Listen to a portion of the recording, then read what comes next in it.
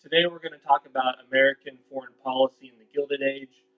So if you'd like to follow along, just download the PowerPoint, American Foreign Policy in the Gilded Age and Spanish-American War. Okay, so if you look at America in the 1870s, the 1880s, America is not a dominant player on the world stage. America had just come out of the Civil War. There's a lot of internal issues going on. So America's not looking to play a role in international affairs. If you fast forward to 1900, the early 1900s, America is all of a sudden a great power. How did this happen? That's kind of what we're going to try to answer today as we talk about foreign policy during the Gilded Age. Okay, so American imperialism. Traditionally, America had played a small role in world affairs. Why is this? There's lots of answers. The founding fathers intended America not to get entangled in other countries' affairs. Geography played a role. America's isolated from Europe. America had been a small, weak nation up until the 1900s. There's more room out west, so instead of planting colonies overseas, Americans kind of moved the frontier west towards the Pacific Ocean. And America didn't really have a reason to play a role in international affairs. If you fast forward back to George Washington's farewell address after he'd been president, he said, "The great rule of conduct for us in regard to foreign nations is in extending our commercial relations to have with them as little political connection as possible. Europe has a set of primary interests which to us have none. It is our true policy to steer clear of permanent alliances with any portion of the foreign world." Thomas Jefferson said similar things in a series of letters to other Americans. "Commerce with all nations, alliance with none should be our motto. I am for free commerce with all the nations, political connection with none, and little or no diplomatic establishment. Our first and fundamental maxim should be never to entangle ourselves in the broils of Europe." So basically, if you look at the founding fathers, they basically said, let's have commercial relations with Europe and the rest of the world. Well, let's stay out of their domestic, their internal, their military affairs. Their interests are not the same as ours. Now, prior to the Civil War, America had interactions with other countries, so don't think America is totally shut off from the world. In the 1850s, Commodore Matthew Perry sailed to Japan and forcibly opened up Japan. During the Civil War, the American military grew in power. American diplomacy was tested. The French sent troops to Mexico. The British built blockade runners for the Confederacy, so there were diplomatic issues that America had to deal with during the Civil War. After the Civil War, Secretary of State William Seward purchased Alaska from Russia. So there are things going on, but mostly in the post-bellum years, the years after the Civil War, America is really focused on industrialization and kind of looks inward. But like I said, there's still stuff going on the international stage. Secretary of State James G. Blaine, he gets involved in a number of international ventures. President Chester Arthur begins to build up the American Navy. He gives it more ships, a better officer corps, starts a naval war college. In the 1870s, America negotiated the rights to coaling stations in the Samoan Islands. In 1895, Grover Cleveland invoked the Monroe Doctrine in a border dispute between Venezuela and the British. So basically, America is doing little things, but they're mostly focused on their internal affairs. Thomas F. Bayard, he was the Secretary of State. He said, "We have not the slightest share or interest in the small politics and backstage intrigues of Europe." One of the places that America does get involved with is Hawaii. American interests in the Pacific revolve around the island of Hawaii. There was an early missionary presence in Hawaii. Schools and churches were founded. But probably the main reasons Americans are interested, at least American businessmen, was the sugar cane in Hawaii. Many planters go to Hawaii. In 1875, there's a treaty where Hawaiian sugar can be imported into the United States duty-free. That means no taxes. In 1887, another treaty was signed. America gets naval rights to Pearl Harbor. And in 1890, the McKinley Tariff took away the tax-free status of Hawaiian sugar. That's going to be important here in a minute. American planters made a killing off of sugar production in Hawaii. So basically, they say if we annexed Hawaii, if we were to annex Hawaii, our sugar would no longer be taxed. So what they do is they organize a revolt against the Queen Liliuokalani in 1893. They attempt to annex Hawaii after they remove her from power, but Grover Cleveland stops them. He doesn't think America should be annexing colonies around the world. Now, Hawaii will get annexed later on during the Spanish American War by the McKinley administration in 1898. Grover Cleveland said annexing Hawaii would violate America's honor and morality and tradition against acquiring territories far from the nation's shores. So we do get Hawaii, but that's a little bit later down the road, like I said, in 1898. Now, there are kind of three general causes of imperialism that I've kind of come up with, or other historians have: economic, military, and social Darwinism, or kind of an ideological reason. We'll kind of go through each of these. The economic argument basically says the United States has a surplus of goods. There's a lot of production going on during the Gilded Age. Too many farmers are producing too much food. Industrialization is happening. America needs a place to sell all of its excess production. Senator Albert J. Beveridge said, "Today we are raising more crops than we can consume. Today we are making more than we can use. Therefore, we must find new markets for our produce, new occupation for our capital, new work for our labor." Senator Orville Platt said, "A policy of isolation did well enough when we were an embryo nation. But today things are different. We are 65 million people, the most advanced and powerful on earth, and regard to our future welfare demands an abandonment of the doctrine of isolation." So basically, a lot of politicians are starting to think maybe we should say goodbye to isolationism. Maybe we need to play a bigger role in world affairs. A really important book during this time was The Influence of Sea Power Upon History. It was written in 1890 by Alfred T. Mahan. And basically, he argued that since ancient times, many great nations owed their greatness to their powerful navies. So if you look at Greece, Rome, the British Empire, they all had powerful navies. Now, many Americans, especially the founding fathers, looked at the oceans that separated America from Asia and Europe and said, these are barriers, these are a blessing because they protect us, they isolate us from all the problems of the world. But Mahan said the oceans should not be thought of as a barrier, but they should be thought of as a great highway. He called on the United States to build a modern fleet. We would need foreign bases to refuel and resupply our ships. He wanted coaling stations established around the world, but he did not want colonies. So basically, we should grab islands in the Pacific for coaling stations and resupply stations, but we shouldn't really mess with the internal affairs.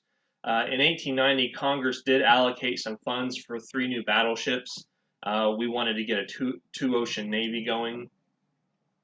Kind of the ideological reason for imperialism is social Darwinism. You know, social Darwinism, kind of life is a constant struggle, only the fittest survive.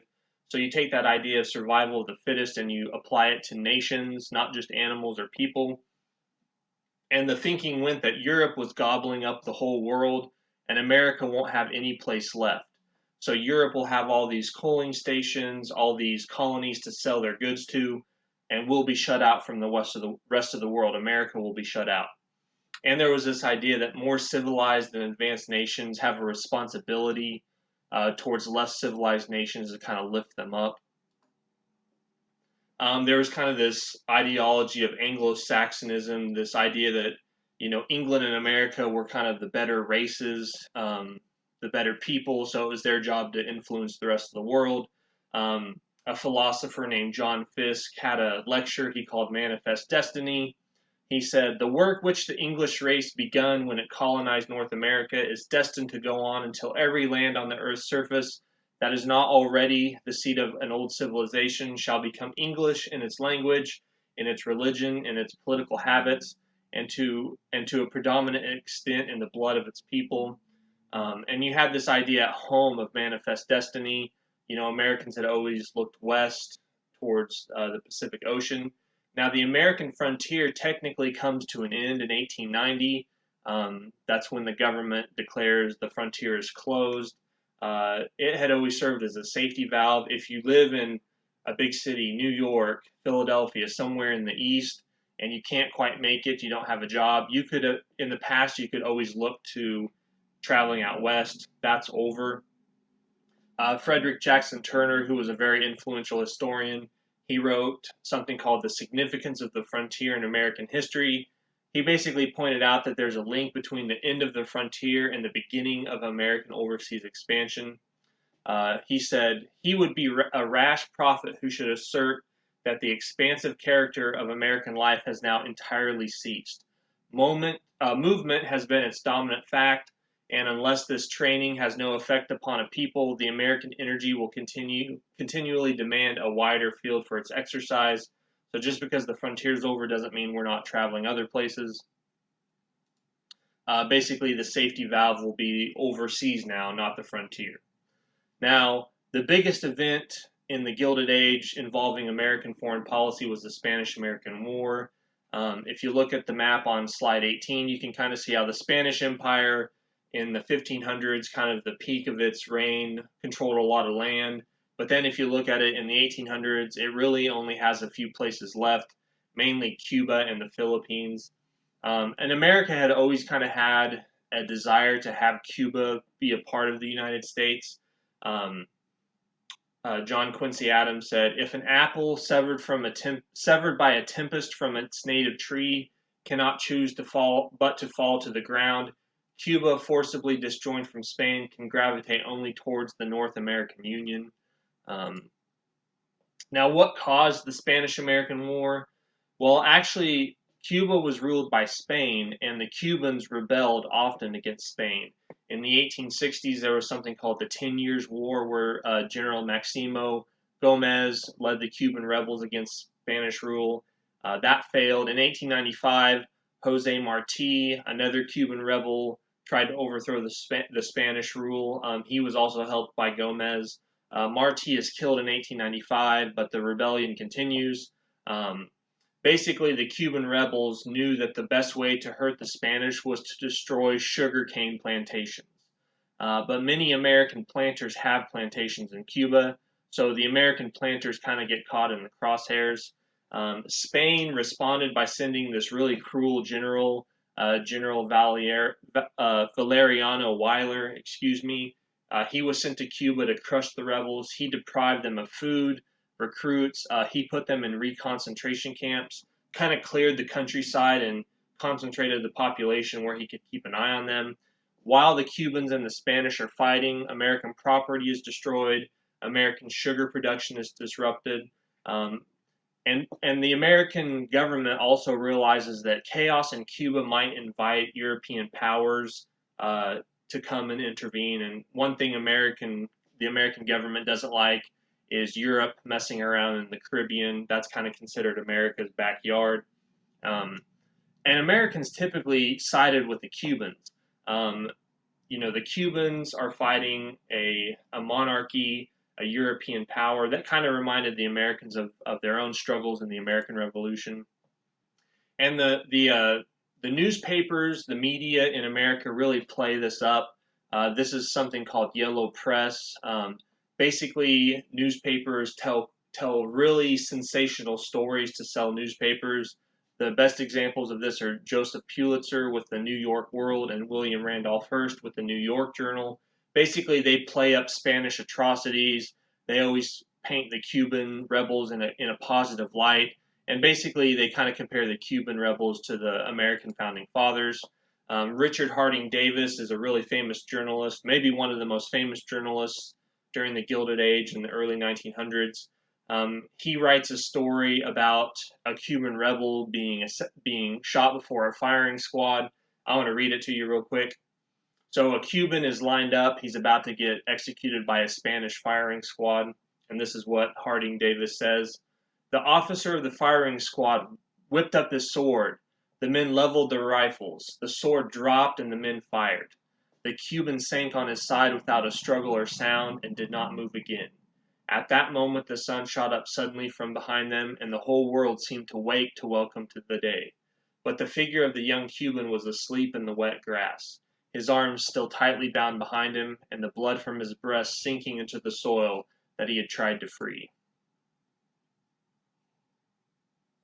So if you read this stuff, you're probably going to side with the Cuban rebels, not the Spanish tyrants. There's also stories in the newspapers about American ships or sailing to Cuba, or Americans on other ships sailing to Cuba, and the Spanish search these ships. There's stories about the Spanish making American women take off all their clothes so they can strip search them to make sure they're not taking messages to the Cuban rebels. So kind of seen as attacking America's honor. Now, William McKinley is president, and he had been in the Civil War. He'd actually served in the Civil War. He said, I've been through one war. I've seen the bodies stacked like cordwood, and I don't want to go through that sort of thing again. But Teddy Roosevelt, who was Assistant Secretary of the Navy and later Vice President, he had a totally different view. He said, I should welcome almost any war, for I think this country needs one. If we lose our virile, manly qualities and sink into a nation of mere hucksters, then we shall indeed reach a condition worse than that of the ancient civilizations in the years of their decay. So you kind of have the old generation wanting to avoid war, and the young generation kind of hoping a war happens. McKinley wanted to stay out of the war, but he does tell Spain that they need to stop being so cruel to the Cubans. He orders the USS Maine to Havana Harbor in January of 1898 to protect American interests. Later on in February, there's a private letter that gets published by William Randolph Hearst. It was from Enrique Dupuy de Lome. He was a Spanish official, and he basically says McKinley is a weak president. It really insulted him as a leader. William Randolph Hearst publishes this letter and calls it, the title of this article is The Worst Insult to the United States in Its History. The kind of, I guess, spark that could, or the spark that lit the fire, the USS Maine explodes in Havana Harbor in February 1898. Over 250 American sailors are killed. McKinley orders an investigation, and this commission determines that a mine blew up the Maine. Now, we're not at war yet with Spain, so Spain is supposed to keep order in the harbor. They're supposed to protect all the international countries there, their shipping. So basically, Spain, even if they didn't blow the Maine up themselves, it's kind of their fault, America sees, because they didn't keep the harbor safe. Another kind of, I guess, story that gets circulated, Senator Redfield Proctor, he was a friend of William McKinley. He goes to Cuba to kind of see what's happening. He comes back and testifies. He said, I went to Cuba with a strong conviction that the picture had been overdrawn. What I saw I cannot tell you so that others can see it. To me, the strongest appeal is not the loss of the Maine, but the spectacle of 1.5 million people struggling for deliverance from the worst government of which I ever had knowledge. He basically sees these reconcentration camps, and some of the pictures show, really skinny bodies, people starved to death. It's a pretty bad situation. War fever grips the nation. McKinley asks Congress for a declaration of war in April. Later on in April, Congress passes a resolution declaring war. They do pass something called the Teller Amendment.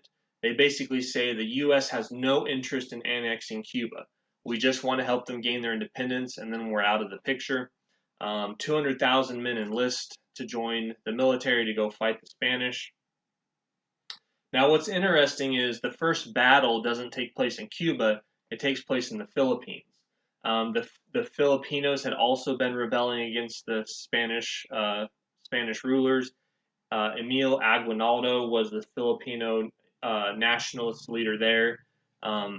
While the Spanish-American War was kind of starting to get going, Teddy Roosevelt, he sent word to Commodore Dewey, who had his fleet in Asia.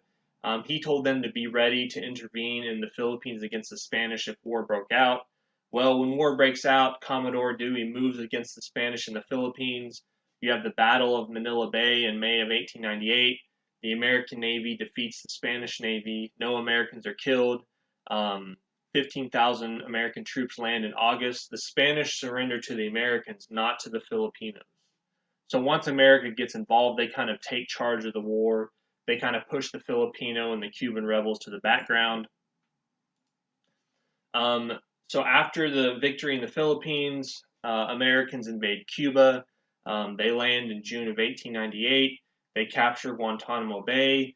They storm Santiago. Teddy Roosevelt and his Rough Riders are there. Teddy Roosevelt resigned as Assistant Secretary of the Navy, and he joins the military. His group is known as the Rough Riders. They go down there at the Battle of San Juan Hill. That's kind of the battle that made them famous. The Rough Riders and African American units storm San Juan Hill. The Spanish Navy tries to escape out of the harbor, but they're defeated on July 3rd, and basically Spain surrenders Cuba. There's an armistice signed with Spain. Spain liberates Cuba. They give them their freedom.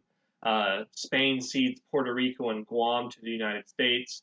And American forces occupy Manila, the capital of the Philippines, until a peace treaty can be worked out with Spain. Secretary of John Hay called this the splendid little war. There's less than 400 deaths in battle. Over 2,000 Americans did die from sickness and disease. So way more soldiers die from that than from actually fighting. In December of 1898, you have the Treaty of Paris. So America and Spain sign a peace treaty. It's kind of an interesting war. After the Americans defeat the Spanish on Cuba, the American Navy actually voluntarily takes the Spanish soldiers back to Spain. So it's kind of like, yeah, we beat you.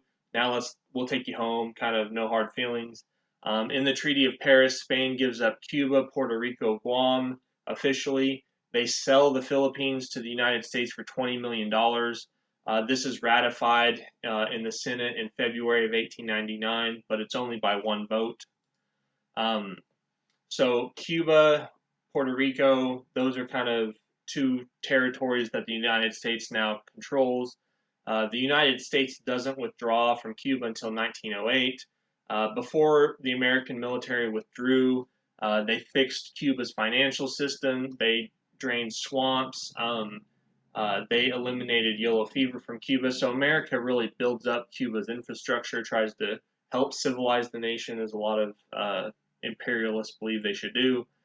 Congress had Cuba add the Platt Amendment to their constitution. Basically, the Platt Amendment said the United States has the right to intervene in Cuba if their independence is threatened or if order breaks down. So it's kind of a backdoor for the United States to get involved in Cuban affairs if they deem it necessary. Cuba also leases Guantanamo Bay to the United States. Puerto Rico is under U.S. military rule. In 1900, something called the Foraker Act is passed. It established a civil government for Puerto Rico.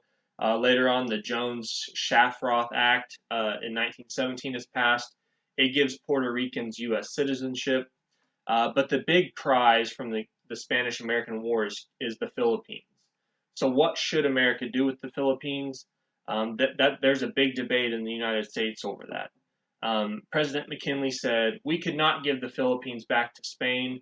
That would be cowardly and dishonorable. Americans must take them all and educate the Filipinos and uplift and civilize them." So basically that idea of we've got the Philippines, it's our job to show them how to be a civilized nation. A lot of Americans opposed this. You had something called the Anti-Imperialist League, founded in 1898.